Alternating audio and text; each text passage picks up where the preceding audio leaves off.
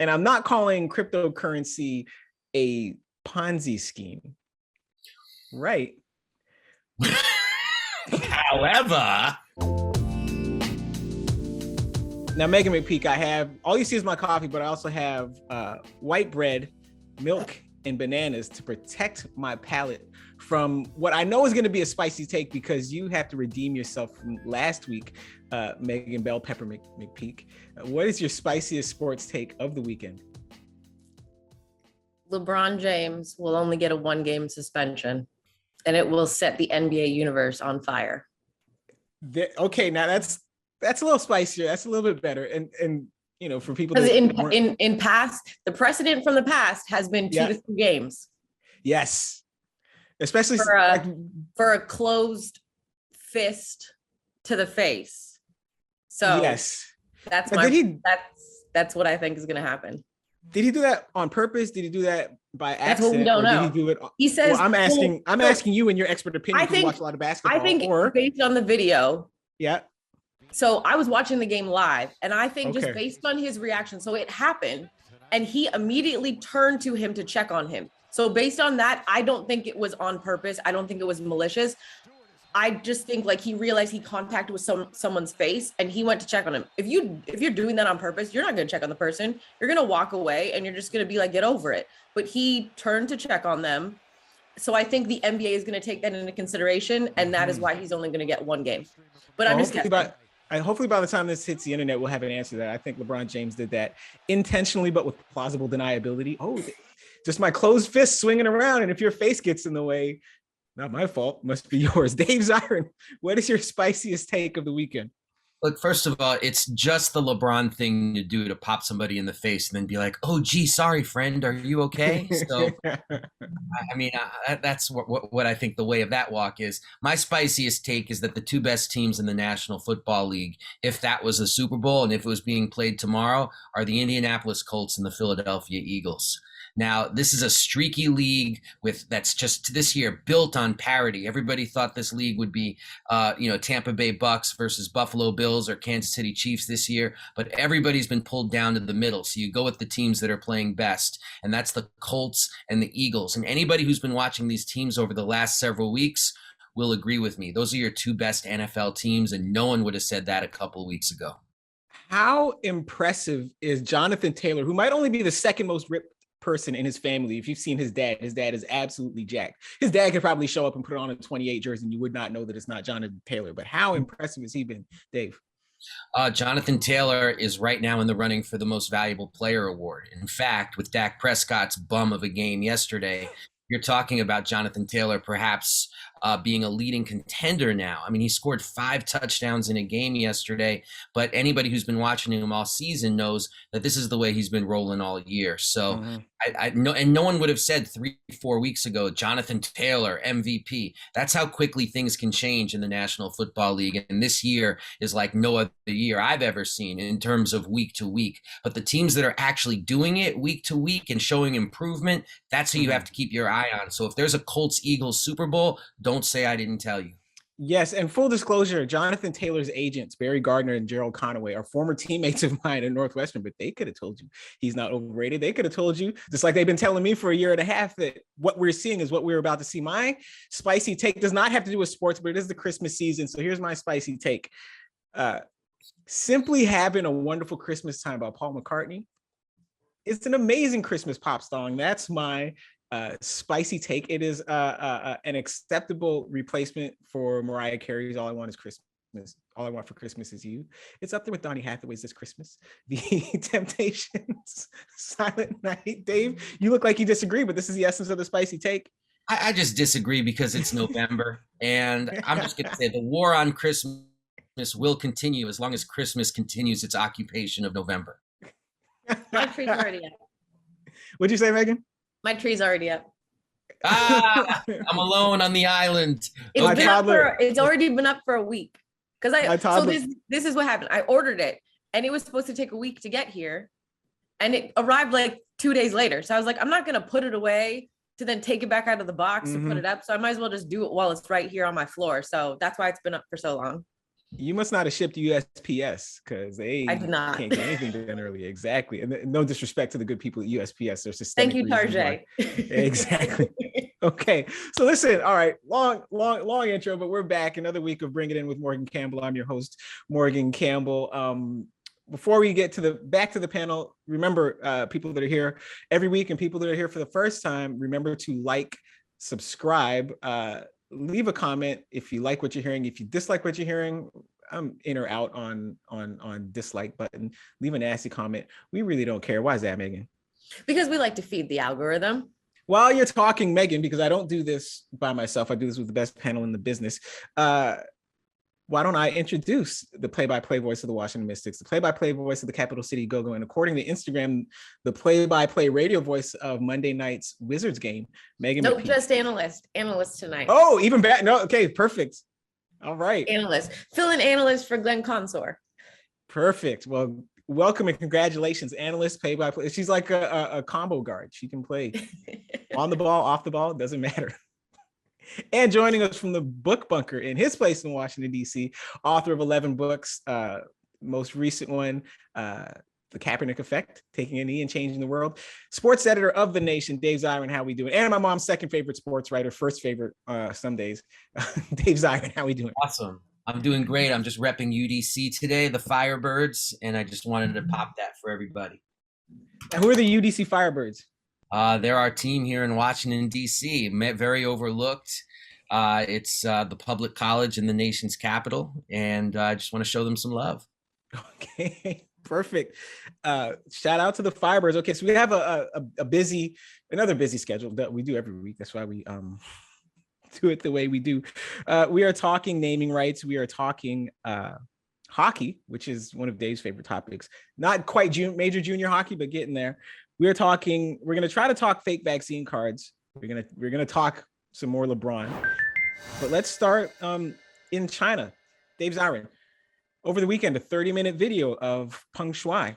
Peng Shuai undertook a 30-minute video call with International Olympic Committee President Thomas Bach, because there had been some question over whether she had been disappeared after accusing a senior member of Chinese government, a former senior member of Chinese government, of sexual assault. We hadn't heard from her for a couple of weeks, but she showed up in a restaurant on a video published by Chinese state-run media, and then a tennis tournament, and now this 30-minute call with Thomas Bach. So given that this 30-minute video call happened, I'm guessing, Dave, that we shouldn't have any more worries about sports and human rights and the sports industry's relationship with a repressive regime that is prone to disappearing people for standing up for themselves. I guess all the worries are gone now, right? Because we had a video call. Yeah, I'm more worried now than I was before the video call, quite frankly. Why do you say that? Because the International Olympic Committee, when Peng Shuai first was disappeared, which is what took place. I mean, she put an accusation out about sexual assault against a leading Chinese Communist Party official, and the post was scrubbed, and then she just disappeared. And the World Tennis Association, the Women's Tennis Association, Human Rights Watch, a lot of groups said we need proof of life, and we need to know that she's okay, and we need to know that her accusations are being heard. The IOC chose to not say or do a thing. They just said, oh, sometimes it's best to work behind the scenes, which if I'm an athlete who's about to go to Beijing in 2022, that's a chilling response. Yes. But because you wonder, wow, what if I go there and I say something like, go Tibet or something like that? Am I going to find myself on the wrong side of a jail cell? And so to have the International Olympic Committee now emerge as the player to say, nothing to see here, everybody, Peng Shuai is okay, without anything actionable coming about it, like she's going to be able to travel outside the country. She's going to be able to talk to groups that deal with issues of sexual assault. She's going to be able to speak freely to human rights organizations. None of that is on the table. It's just the IOC saying everything is going to be okay. And that's chilling, because this is now more than just the IOC not wanting to intervene in the affairs of the Chinese state. This is now the IOC and Thomas Bach acting in complicity with the Chinese state. And so as an athlete going over there, I would be very, very nervous about who has my back and who doesn't when I'm on Chinese soil. Yeah. And what I can't figure out, one is what took I guess I can't figure out what took the IOC so long, because they don't want to mess up their money. But at the same time, like, look, a lot of us are into the Olympics. Like, that directly affects what we do here on CBC's platform, because with no Olympics, yeah, the revenue is a lot smaller and there are a lot fewer things we can do. But at the same time, that doesn't mean we can't express a genuine concern over what's happening over there in the relationship between human rights, sports, and the government. And so, Megan McPeak, let me ask you this: like, does this incident, like, how does this incident, if at all, affect like the joy you might be able to take out of watching the Olympics in Beijing this winter? I think even before this happened, there might have been less joy watching the Winter Olympics in Beijing, just because of everything that's gone on surrounding the lead up to this, and, you know, people's feelings with the Olympics still continuing in 2022 in Beijing. So I think this has now just exacerbated how people were feeling beforehand, and in some cases might have given people the talking point or an extra edge in, you know, pushing forward the narrative of why are we having the Olympics in a country that's dealing with human rights issues, excuse me. So I don't think there was much joy beforehand. I think there's even less now. And if I'm a female athlete, I'm probably even more nervous about going, to Dave's point, the athletes in general. But if you're a female athlete, you might be even more scared, because God forbid something happens to a female athlete when they're over there. How do we know that, you know, if there's a situation, because we saw it in Tokyo, there was allegations of sexual harassment. Yes. How do we know if that happens again in Beijing 2022? God forbid it does. Like I said, I don't wish that on anyone, but if it does, how do we know that those allegations will be taken seriously by the authorities there? We don't. And if I'm a female athlete, I'd be very scared and very nervous in that situation, because you would expect your country to believe you, no matter what country you're coming from as an athlete, but you would also expect the host country's authorities to believe you if there's a situation like we saw in Tokyo, of multiple allegations of sexual harassment against one person. And we saw that those allegations weren't really taken very seriously in Tokyo. How do we know the same thing, if it were to happen, would be taken as serious or more serious in Beijing? It's very concerning, to be honest with you. I'm very concerned for the female athletes that do choose to go over there from any country, not just Canada. Right. And what we're seeing now in real time is one of the things, Dave, you brought up at the tail end of the Tokyo Olympics, when the costs started coming in. And I'm sure there'll be more costs to come in the years to come.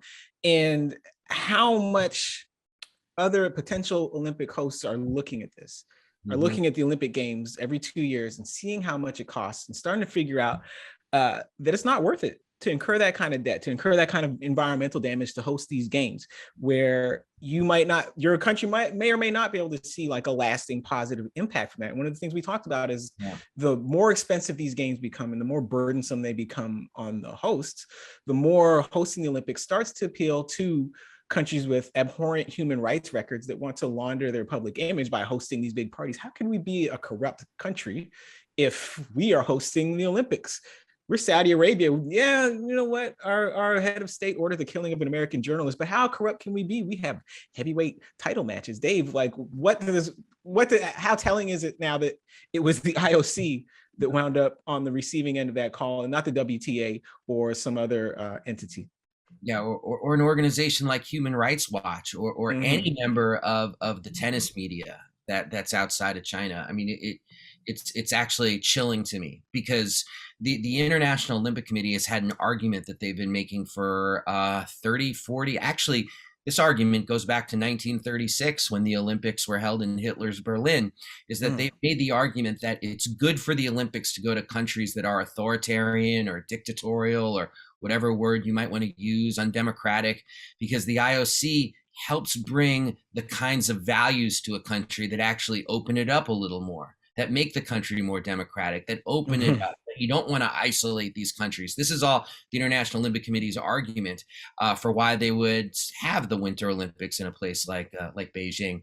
But you actually see the opposite take place. When the IOC goes to countries like Tokyo, for example, or Los Angeles in 2028, it's actually the IOC brings some of that authoritarianism from places like China or Saudi Arabia, brings them to countries like to cities like Tokyo and cities like Los Angeles. Those countries and those cities become weighed down by debt, displacement, the hyper-militarization of public space.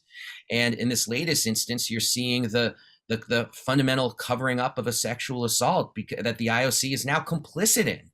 And that's the part that's particularly chilling, is that the IOC says we're here to open up these countries, but now they're acting in complicity with trying to shut this story down. Right. And as we discussed offline, we're all old enough to remember when South Africa was not part of the Olympic community because of apartheid. So there is precedent for excommunicating companies or telling countries that there is a bare minimum human rights standard you have to meet if you want to become and remain part of this community. Go ahead, Dave. Well, just to say that both South Africa and Rhodesia, the International Olympic Committee wanted them as apartheid countries to be part of the Olympics with that same argument, but it took a revolt by Black athletes. Yes. To get them to be disavowed from the Olympic Games. And I mean, if you need a revolt by your best athletes just to get the IOC to do something that's logical and commonsensical, it just says something about where their politics are rooted. While we are talking, Dave and Megan, about revolts by your best athletes, LeBron James, when he's not backhanding Isaiah Stewart, he and Enes Kanter are going back and forth at it again through intermediaries. And again, this is a rivalry that has like some long roots, but it flared up again in 2018 or 19 around the Daryl Morey free Hong Kong tweets. And now here is Enes Kanter with the custom sneakers, taking shots at LeBron, tweeting that LeBron will shut up and dribble when China tells him to. But LeBron saying, look, I passed this guy in the hallway and he didn't have a thing to say to me. If you got an issue with somebody, you really come up to him. He had his opportunity tonight. I seen him in the hallway. He walked right by me. So, you know. Megan, like, are these situations parallel? The NBA's beef with China from a couple years ago and what we're seeing right now? I personally don't think they are, but I could be missing something. If you're missing something, then I am as well, because I don't think they're parallel. There could be information that the public doesn't know, but my only question to Enes Kanter, and it's the same question many have had on social media with regards to this situation, is why are you only going after LeBron when there's many other big name athletes who are also with Nike? That's really the biggest question that I have, is if you're going to take a shot at the king, one, you best not miss. And two, you need to take a shot at every other athlete as well too. Like that, it seems that simple. And that's the biggest question that I have. I think that's probably the biggest question everybody has, next to, if you have an issue with him, why not just utilize the fact that you can literally walk up to him in the hallway in the back of house of an arena when you play him and have that conversation with him. You can have your agent reach out to his agent and set up a conversation, whether it's via FaceTime, whether it's via Zoom. Like, you have the ability that most people don't have to get access to LeBron if you want to have this conversation with him. But as I said, my biggest question to him is, if you're going at LeBron, why are you not going at any other athlete? And I'm not picking on these athletes, but just to name a few alone in the NBA: Zion Williamson, Kevin Durant, Kyrie Irving. We can go to other sports, Serena Williams. Like, there's other Nike athletes that he's not speaking about. And he's only speaking about LeBron. And to be clear, like, full disclaimer, I'm not saying these athletes are in any way should be talked about the way he's talking about LeBron. No. I'm just saying, from an example standpoint, he's only going after one. Why are you not going after all of them? If this is your issue. You don't see him tweeting at Eliud Kipchoge saying, hey, it was impressive that you ran the marathon world record with the Chinese government's strings controlling you, you puppet. Like, he didn't tweet that, like, but he's only going after LeBron. And it's, to be honest with you, it's unfair to LeBron that he's the only one that he's going after. If you have an issue with all athletes working under Nike, why aren't you going at all of them? Also, like, two things, Dave, I'm going to throw you in a minute, but it's two things, and maybe you can pick up on where I'm headed here, that need to be put to bed forever about LeBron versus China in the Daryl Morey era. One is that this was never LeBron James's fight. Like, this was Daryl Morey not just tweeting something about China, but retweeting something about China. He retweeted Free Hong Kong. And because it seemed like a good idea. Sure, it's a good idea. We all love human rights. And then the blowback came and he said, I don't want any more of this fight. So he deleted the retweet.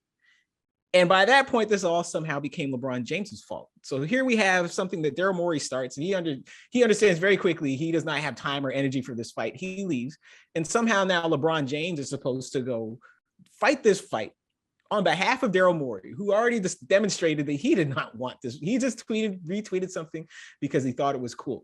Second of all this stuff was happening when there were NBA teams in China playing exhibition games. Now, we just finished talking about how even your profile as an athlete might not protect you from the authorities in China if they decide that they are upset with you and want to make you disappear for a couple weeks, go sit house arrest in a jail, wherever. So now here's LeBron James. And the other thing about China, and everyone says correctly, the NBA is getting a lot of money from China. Yes, they are. So now you expect LeBron James acting unilaterally to go say something that, one, jeopardizes all these sponsorship deals, which is going to decrease the revenue that they use to calculate the salary cap. So everybody loses money because LeBron James said something unilaterally. Like, it'd be different if he had sat down with all the players and they said, yeah, go do it. We're comfortable losing the money, but he can't make this decision on his own for the whole union in real time. And two, we've just established that people who run afoul of the authorities in China might disappear. There are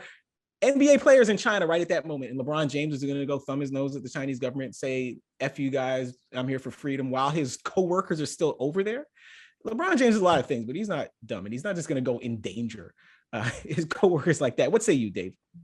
I say I'm very disappointed in Enes Kanter, somebody who on a host of issues has shown himself to be, I would argue, very politically sophisticated. I mean, he speaks on global issues ranging from the Middle East to the situation in Turkey. These are complicated, difficult situations, and he's made an effort to be an intelligent voice on all of them. But this to me was an absolute fail, because I missed the memo where LeBron James became the CEO of Nike. It's like, if you have a problem with how Nike does business, you go after Nike, for goodness sake. I mean, LeBron James, for all of his fame, for all of his power, effectively is somebody who works for Nike. And if we all chose to go under the microscope for where we happen to work or make money, or actually in some way, shape, or form, benefits probably the wrong word, but are entangled with China, which is a global entity, which has its fingers in every part of U.S. life, from the toys that your children play with to the medicine that your spouse might take. I mean, this is something that is so intertangled that if you want to deal with it, you got to go to the top on this. And so the Enes Kanter, who I've become accustomed to hearing over the last several years, would keep his focus and keep his ire on people like Phil Knight, and about why Nike chooses to do business there, why it does sweatshop work, why it does all these things, where are the labor protections? Those are the questions worth asking. To pose those questions to LeBron James feels like cheap theater to me. And I found myself being very sympathetic to LeBron when he talked about passing Kanter in the hallway of a game the day that Kanter made these statements, and Kanter not saying something to him directly. Because at the end of the day, also, they're co-workers in a business. And if you have something to say to somebody, you say it to their face. Like, I have a problem with you being a sponsor for this product. Let's talk about what we can do to try to make it better. Let's talk about what we can do to amplify our concerns. That should be the strategic move at play if Kanter's that concerned. But to talk about LeBron James as if he's somehow this Illuminati-esque power broker at the helm of this multi-billion-dollar shoe industry is an absurdity. And frankly, all it does is feed the people on the right who love to scapegoat LeBron. And they are after LeBron not because of his connections with China, but because he says things about racism in the United States. And that's why they said shut up and dribble to him in the first place. And so for him to even incorporate that, all that does is provide support for some of the very hypocrites who do tons of business with China, but are also looking to attack people who speak to the issues of racism in the United States.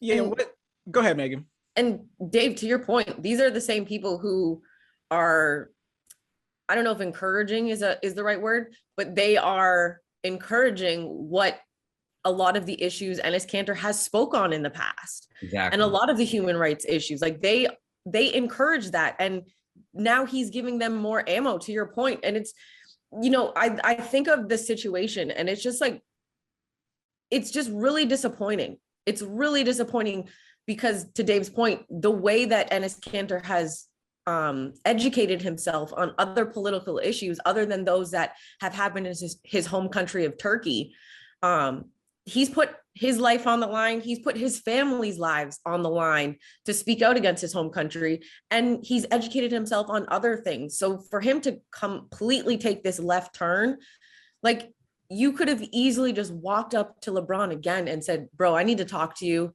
Like, can we have a conversation, you know, on an off day when we're both off and talk this out? Because I want to say some things to you. I don't necessarily agree, like, but I'd like to talk to you and have this conversation and it not be public. Like, that's really the thing. Like, be man enough and, you know, respectful enough to have this conversation with him privately rather than doing it on social media.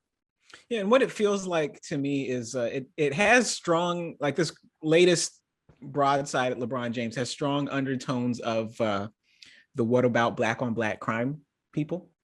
Like when an unarmed black person gets shot by police or by some vigilantes like Ahmaud Arbery, and a group of black people protest against that, and there's always these voices coming from the other side of the political spectrum saying, what about black on black crime? Why aren't you people focused on black crime? Which, like, if they knew more black people, they would understand that all kinds of black people are focused on fighting so-called black on black crime, which in a country that is segregated is just crime, because black people tend to live around other black people and white people tend to live around other white people. But also it misunderstands. It's sort of like asking your dentist why he or she doesn't do heart surgery. Like, people have areas where they focus. So this would be different. It'd be different if LeBron James took all his money and just spent it all on, like Bleeding Gums Murphy, just spent it all on Fabergé eggs, right? Then you'd say, hey, you're wasting your power, you hypocrite, blah, blah, blah. But like, LeBron James is a guy who is out of his own pocket written checks to send people to feed hungry kids at school, at elementary school in Akron, to take high school graduates from Akron and send them to university at no cost to them and their families. So we can't pretend that under whatever definition of giving back that LeBron James is not doing that. But let's also keep in mind too, to Dave's other point of them being coworkers, LeBron was part of the Players Union executive board. So he actually assisted in making sure Enes Kanter as a coworker was taken care of. Yes. Mm-hmm. Exactly, but yeah, but what about and this China? Is the thanks he gets. Well, exactly. Yeah. And it just the thing that I'll keep going back to this that bothers me so much is that LeBron James is not Phil Knight. It's like, do you want to get something actionable done, or are you just trying to create some social media hay? And that's why it felt cheap, because it hasn't been Kanter's way of his walk to just take social media shots because he wants to get some light on the issues that he cares about. I mean, going after LeBron like this would be like going to a doctor and being like, why isn't there national health care and why haven't you created this yet? I mean, you got to go where the levers of power actually are, not to people just because they have shine and a platform, and so you want to tear them down to make your point. That's an ugly political practice. It's very much of the social media age, and beneath, to me, the person that Enes Kanter has been. He could have utilized LeBron and got him to actually have a conversation with Phil Knight. Yes. The other thing. Now he won't even probably think about that. No. All right, here we go. So we're gonna try to get to the end. Look, if the episode runs long, they can edit it. But let's talk the NFL and vaccines. Megan McPeak, you and I started to have this conversation offline. I'm gonna ask you, who is the bigger disappointment? Aaron Rodgers, whom many people call Aaron Rodgers, who was immunized but not vaccinated and had it blow up in his face the other week, or Antonio Brown, who allegedly got his chef to procure him a fake Johnson & Johnson vaccination card so he could play unimpeded this season. Which of these is a bigger disappointment to you? I think they're both equally disappointing, because to Aaron Rodgers' point of being immunized, eventually it wears off, does it not? I feel like that's been told to us that at a certain point, if you've had COVID, it eventually, like those antibodies that it builds up, eventually they wear down. So you're not the same. So that is education. So I'm disappointed in that. And I'm disappointed in Antonio Brown for procuring this. Like, you could have easily just gone unvaccinated, dealt with that situation, but instead you decided to use your chef and then not pay him and have it backfire. Like, yeah. I think both are equally as disappointing in their own rights, in their own categories of disappointment and immunization, fake vaccine card. Both are disappointing because each team has now been let down by a specific player, the quarterback and one of your best offensive players. So you've screwed the pooch by both people. Yeah, there are levels of disappointing, right? Yeah. And so like the most disappointing is the person with the fake vaccine card, because like they can't even own the fact that they don't want the vaccine. And they are out there potentially endangering teammates, staffers, family, whatever. Like, I have more respect for Kyrie or our man Cole Beasley, because at least they have said, I'm not getting the shot, and whatever inconvenience that comes with not getting the shot, I guess I'll take that inconvenience. Whereas Antonio Brown, and to a lesser extent Aaron Rodgers, have said, well, I want all the benefits that come with being vaccinated, but I don't actually want to be vaccinated. Now, where Aaron Rodgers is like a little bit less disappointing than Antonio Brown is that at least Aaron Rodgers made a half-assed effort to protect himself from the disease. Right now, he thought he was using his whole ass. Like, he thought this immunization process, whatever, the elderberry, whatever it is going to protect me from the disease. And it wound up not protecting him, but he had the thought. Now, masquerading as someone who was vaccinated is something different, but he did at least make a half-assed effort to protect himself from the disease. So he's a little bit less disappointing than Antonio Brown under these circumstances. Dave Zirin, what do you think? Oh, yeah, I disagree. I mean, first of all, the person that I'm most concerned about is Antonio Brown's chef. I mean, that sounds like the worst possible job. And you factor in, I mean, who would want to be Antonio Brown's chef, for God's sakes? Well, when you read that Tampa Bay Times story, Dave, like the list of the different types of service providers that Antonio Brown allegedly has not paid just keeps growing and growing and growing. But go ahead. So I guess I'm disappointed in Antonio Brown for not paying people for what is undoubtedly a terrible job. But the person I'm more disappointed in from a COVID perspective is without question Aaron Rodgers, because Aaron Rodgers is a meathead football fan's idea of an intellectual. He is seen as somebody, because he's been held up by the sports media as somehow somebody who's intelligent, who has something smart to say, who isn't your typical football player, and he's a little distant from his team. He's somebody who knows things. Like, he went to Berkeley and all this stuff. So when you have somebody who has the pretense of being an intellectual, when you have somebody who's an unintelligent person's idea of what a smart person sounds like, give voice to this anti-vax nonsense that actually has an actionable effect on how other people see the vaccination. That actually has a ripple effect on people in the Midwest where vaccination rates are not great, saying, Aaron Rodgers is my guy, so maybe he knows what he's talking about. Let me see how much elderberry costs. And I think that has a greater societal harm than Antonio Brown, who I really don't think is anybody's role model, particularly not workers who like to get paychecks. Well, that's the other thing about it. Go ahead. Can I please just make a plea? Can we stop throwing elderberry under the bus? Oh, yeah, that's true. I like elderberry. It was just the first thing that came to mind. Sorry, ivermectin.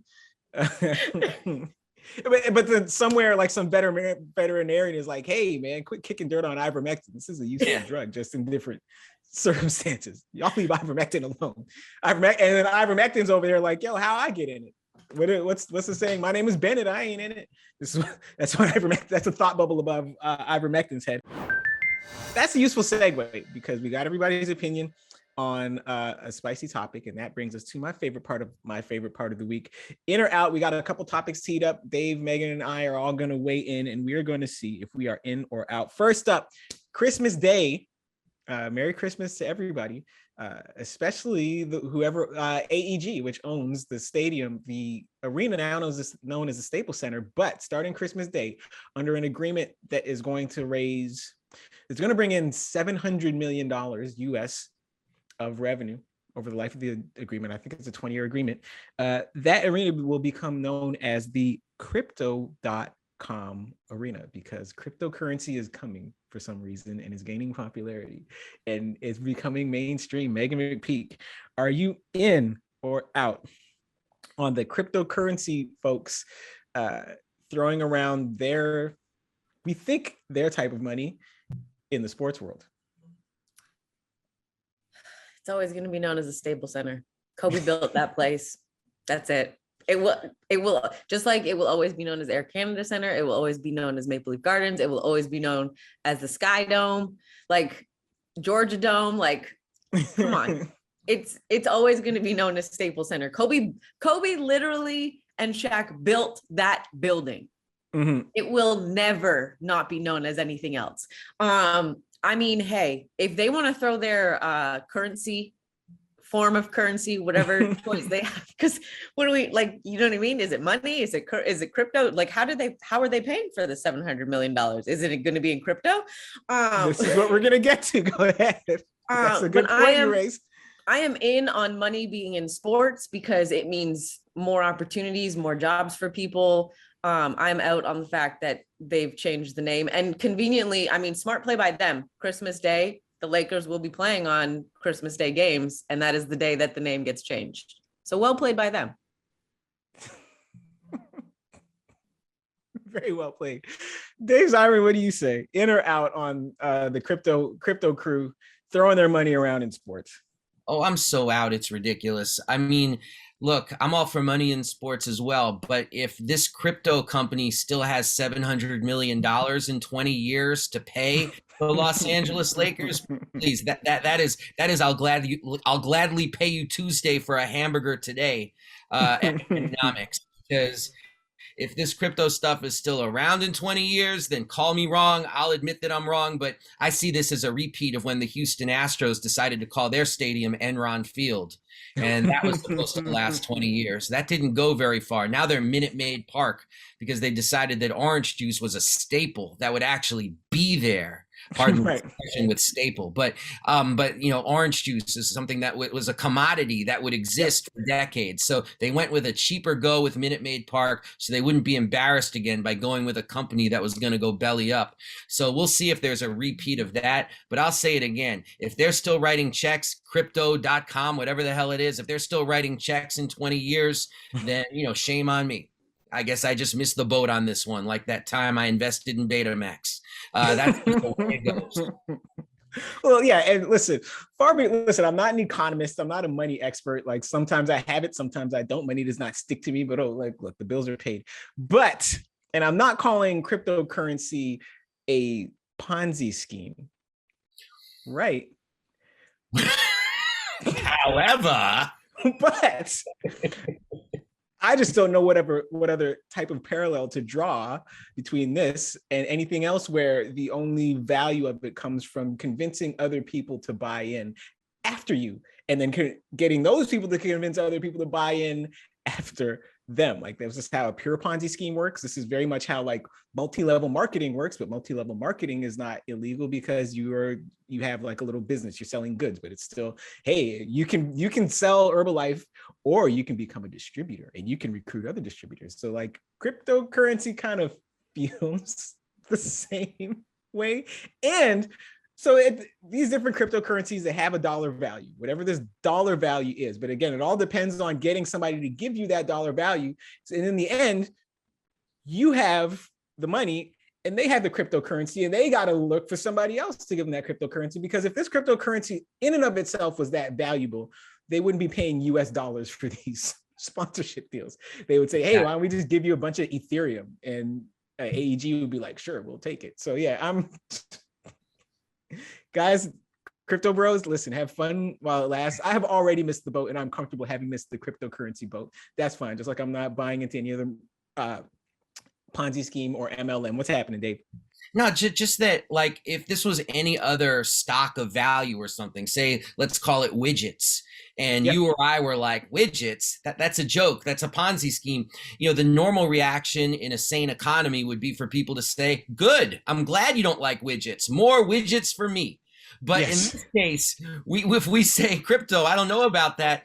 People are going to descend and be like, how dare you speak out against crypto? Because anybody who dares puncture the crypto bubble is almost by definition helping to devalue it, because it all exists in the mind, not in the actuality in the physical.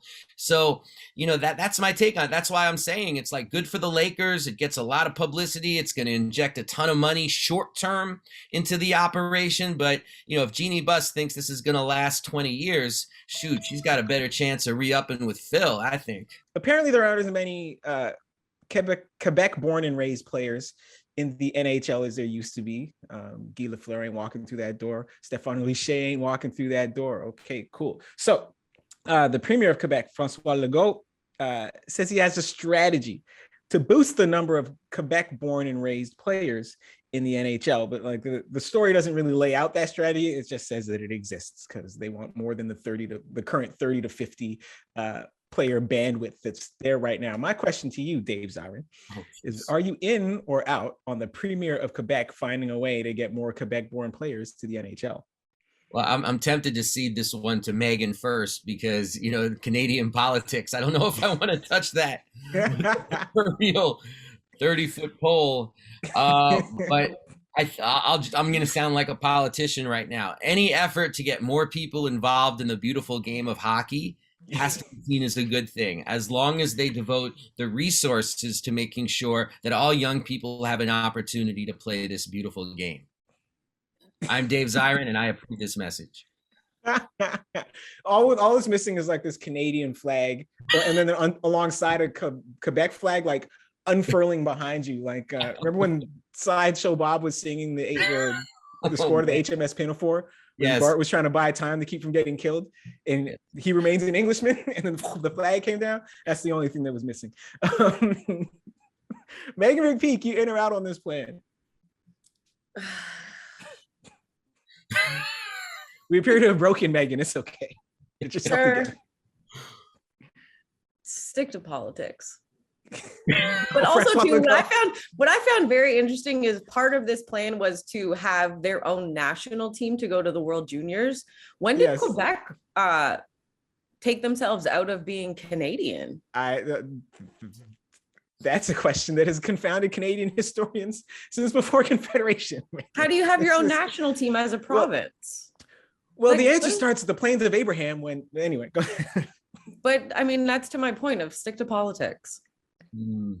Here's the thing. And I'm Megan McPeak, and I approve this message. Nice. Well, listen, I'm all the way in as long as the platform consists of three pretty simple words. Make hockey cheaper.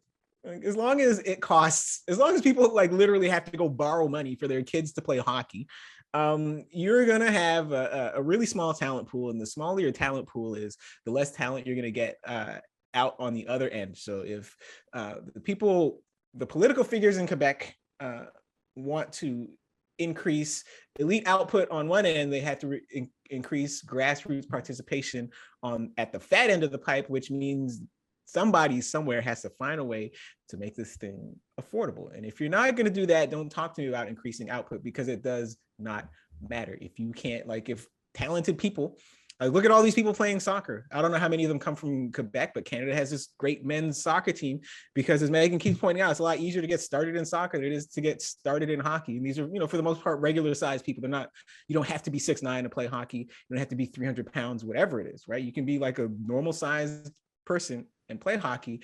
But if the first year you want to play hockey, your parents sit you down and say, look, we can play hockey or you can eat, but it can't be both.